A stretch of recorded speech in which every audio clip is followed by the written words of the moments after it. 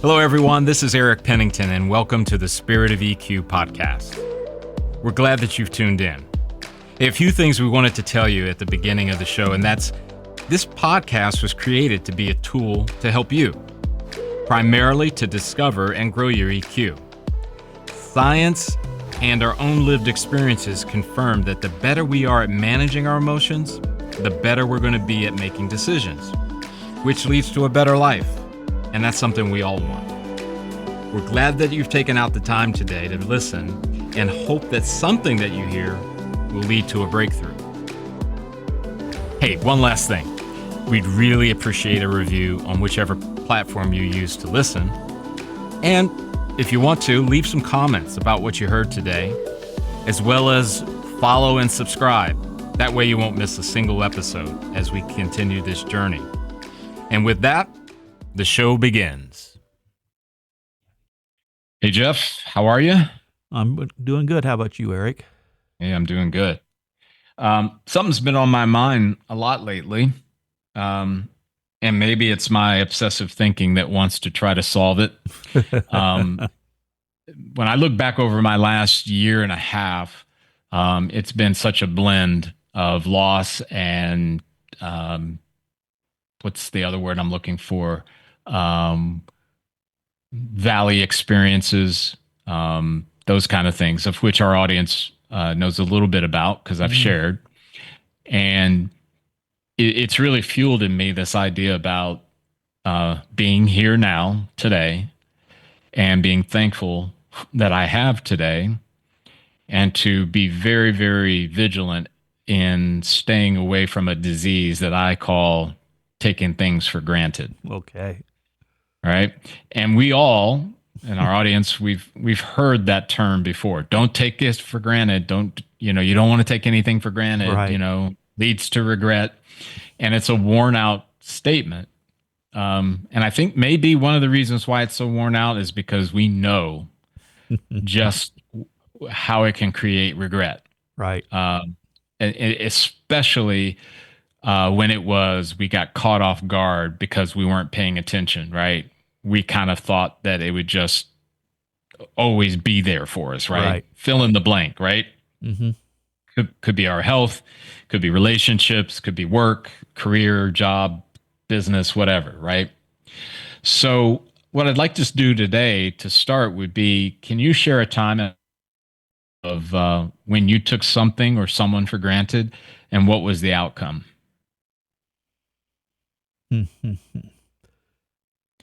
Well, as I've talked about before, actually, we did an episode of my issue with panic attacks and anxiety. And one of the things that I took for granted was the control I had over living in the situation that is happening around me, whether it was whatever it was. I just went about my day. I didn't have to think about things, triggering things that I know would cause me problems. And I never considered that would not always be there. And then all of a sudden, in literally a blink of the eye, it was all gone. And so I took that freedom of being able to live that way. And I'm not trying to get anybody to feel sorry for me or anything, because I've adapted, I think, pretty well to this. But I took for granted that I didn't have to prepare myself for certain situations so that I wouldn't end up with a panic attack or dealing with these things. And for me, that's probably one of the biggest things in my life that I'd taken for granted, and then it was just gone. And maybe if I'd paid attention to it more, it might not have got taken away. I don't know. But for me, that's probably the biggest one. Yeah.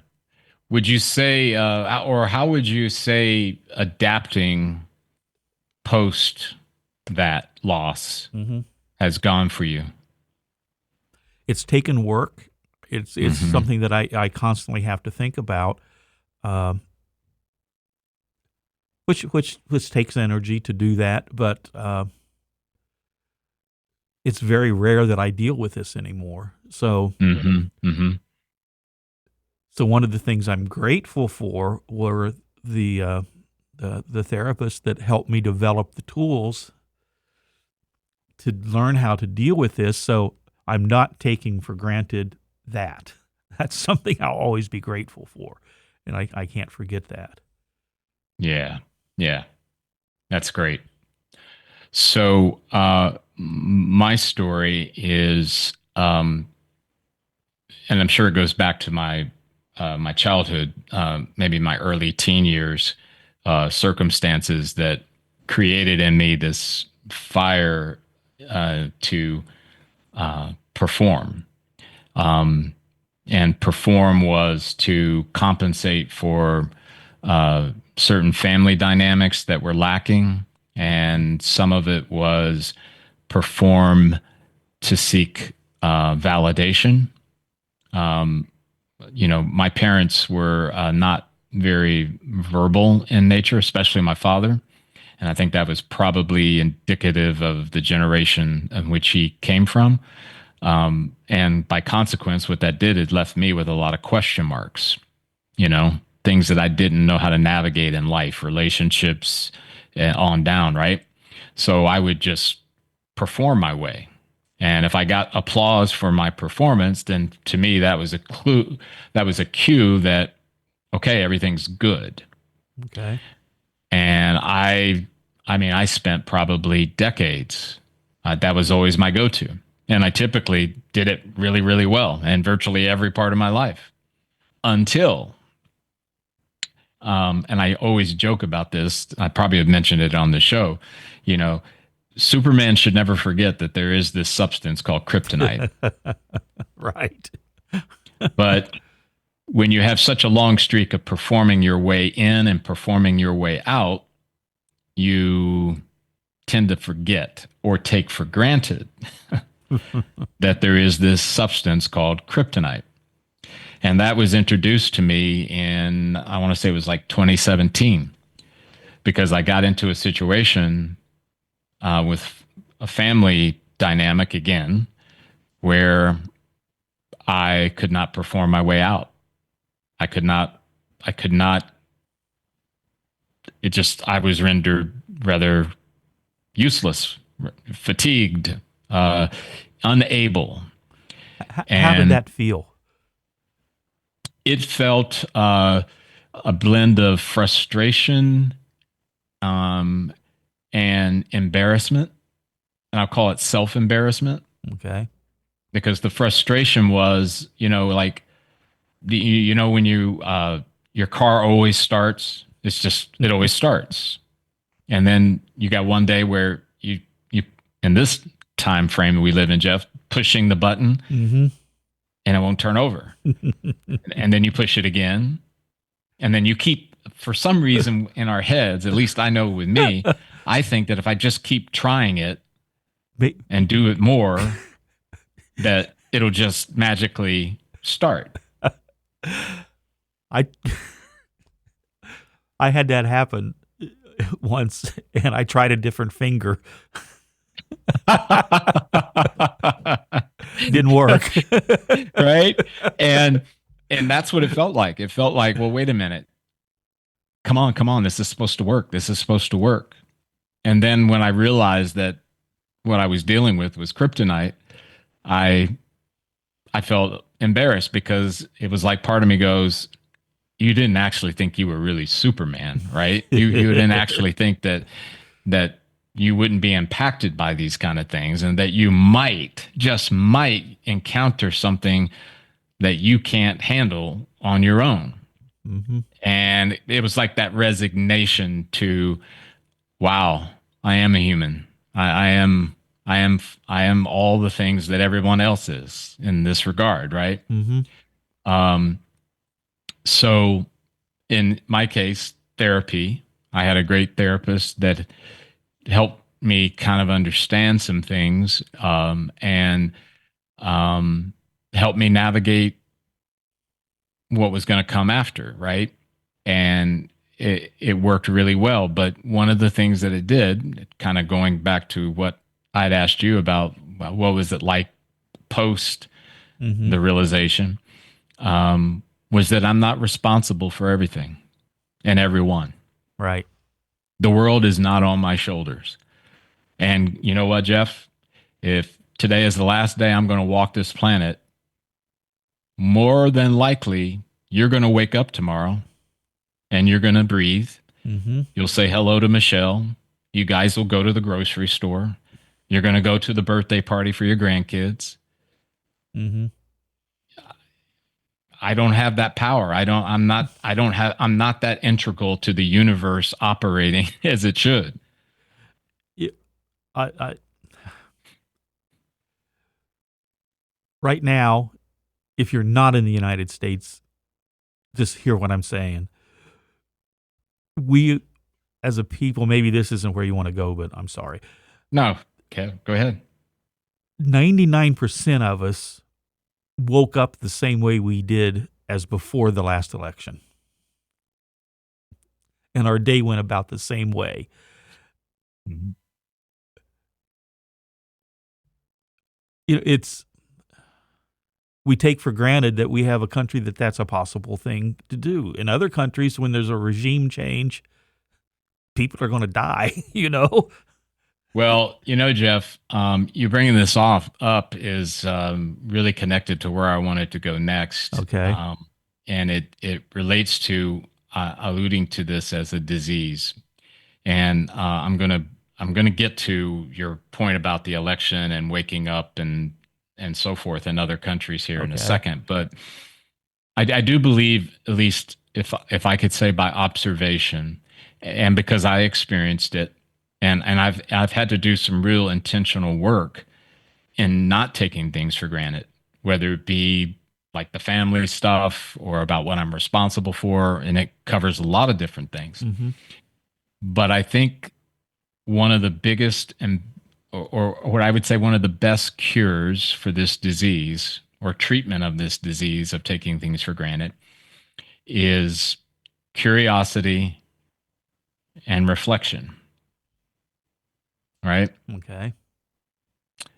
And maybe a bit of self empathy as an added flavor.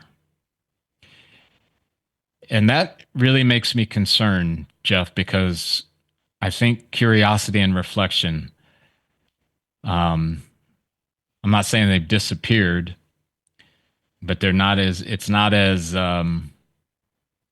readily seen, readily available, whatever you want to use to term. It's not very popular anymore. Right.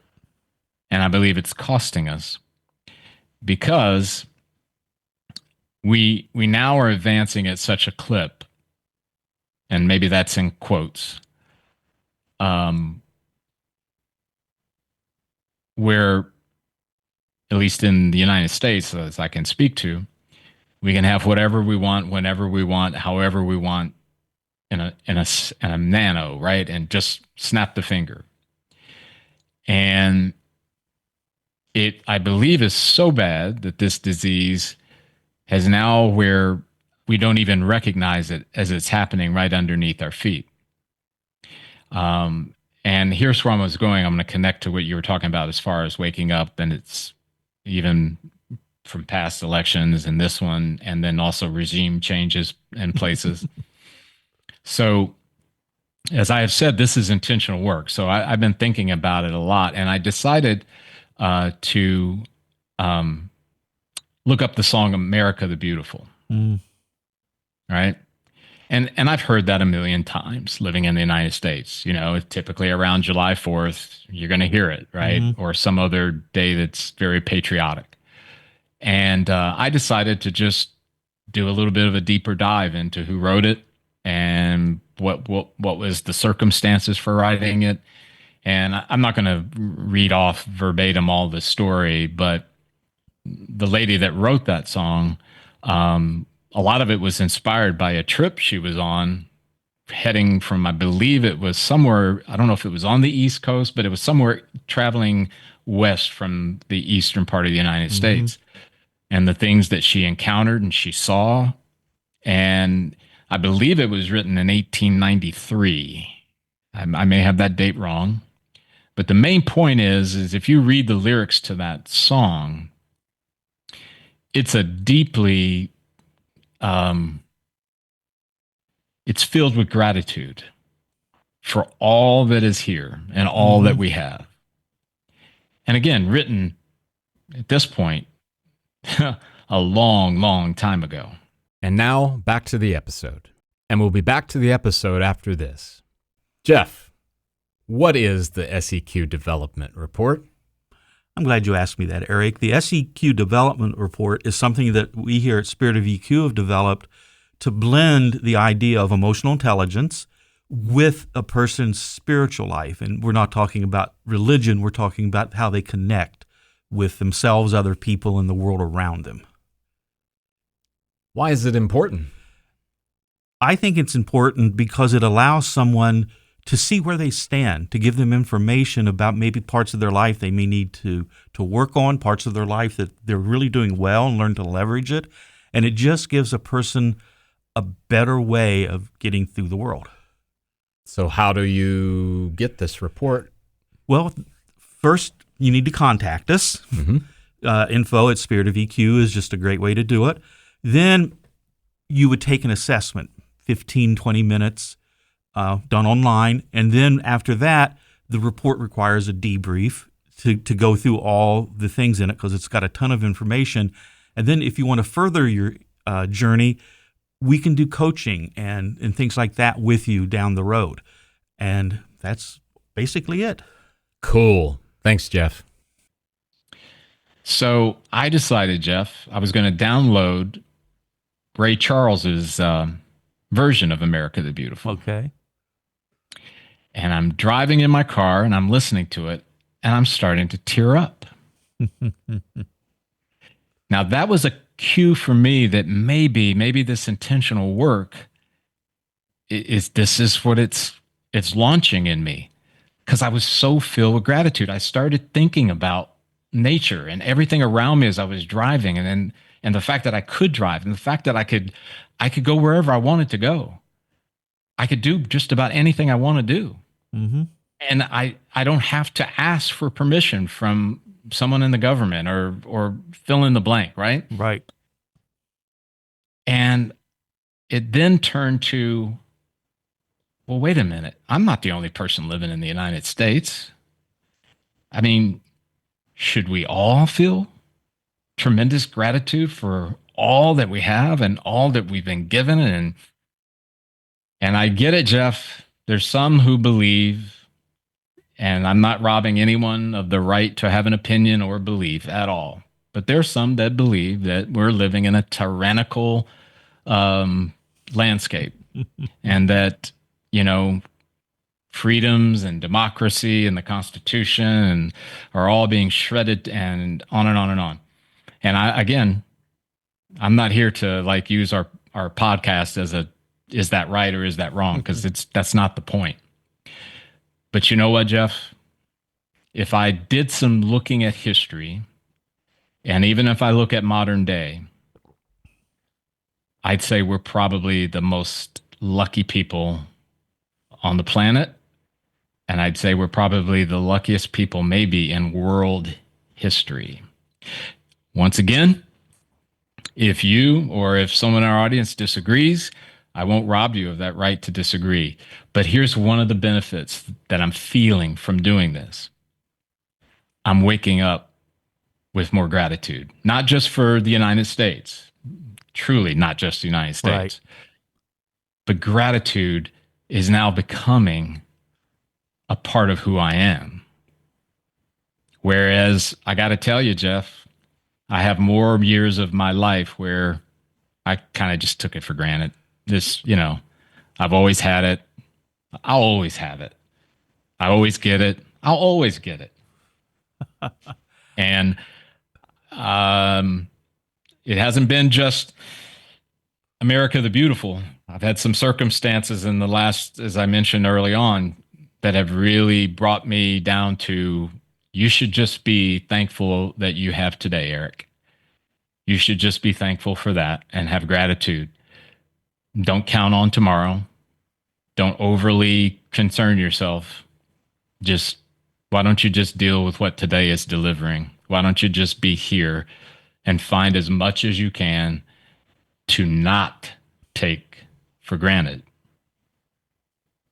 I want to give you an opportunity to give some thoughts on some of that, and then we'll kind of wrap it up here in a bit. The idea of showing gratitude for things, the first thing I'm thinking of, it allows you to actually experience and enjoy them instead of worrying about it. You know, I just watched a couple of documentaries. One was current about what it's like to live in Haiti right now. It's run by it's criminal, and how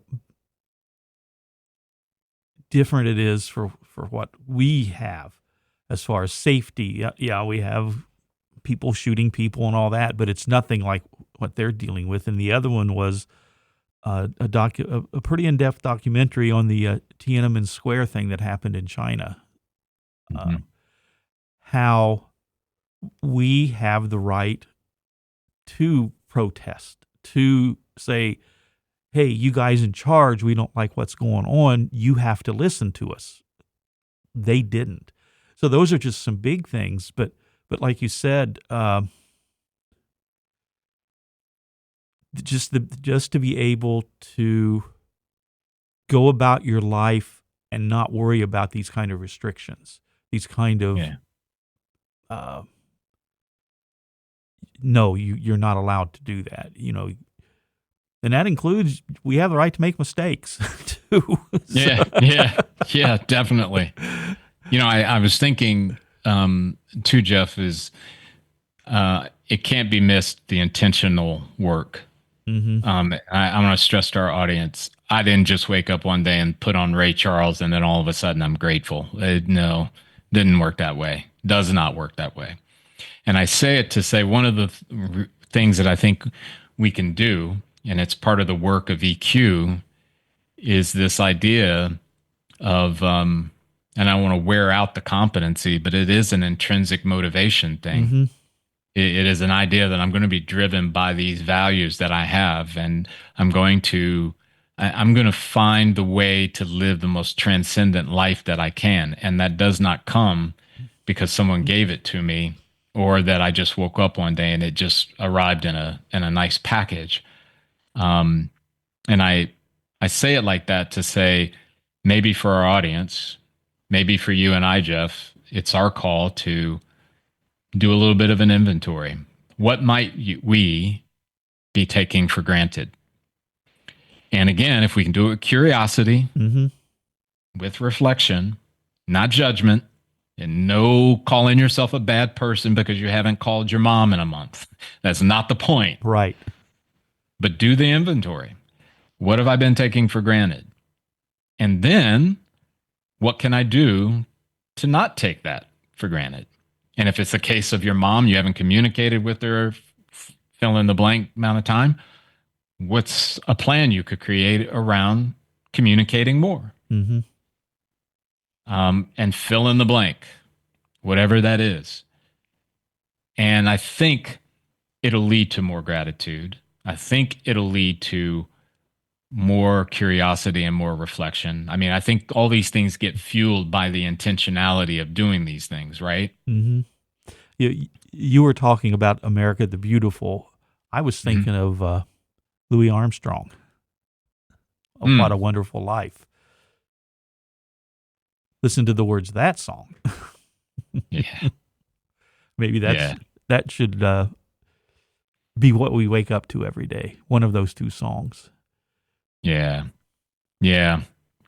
I guess at some levels, you know, it's my desire for our audience that they live this life of gratitude and not taking things for granted, because things can change quickly.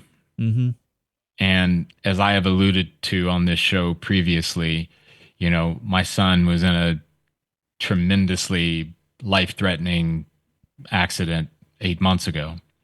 And I'm blessed. I'm thankful that his progress has been so wonderful, that he's doing things now that would be signs of he's going to be just fine.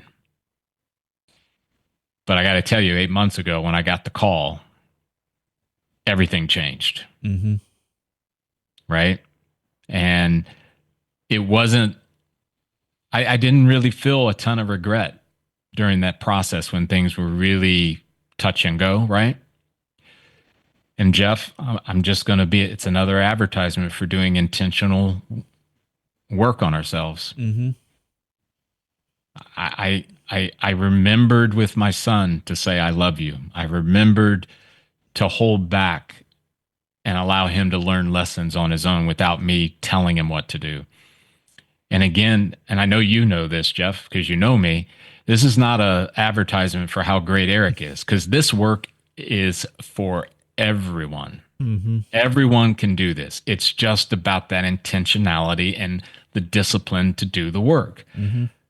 And I'm seeing now that as I continue to try to get better and better and better at this, I'm not so fazed with all of the chaos anymore. I'm not so fazed with all of the screaming, all of the marketing. It really is not. And it's sharpened the focus. And that's really important. With that, Jeff, we've come to an end. Yes. It's a great episode with you as always. Mm-hmm. And for our audience, thank you again for tuning in. And we look forward to the next time that we're together. Take care.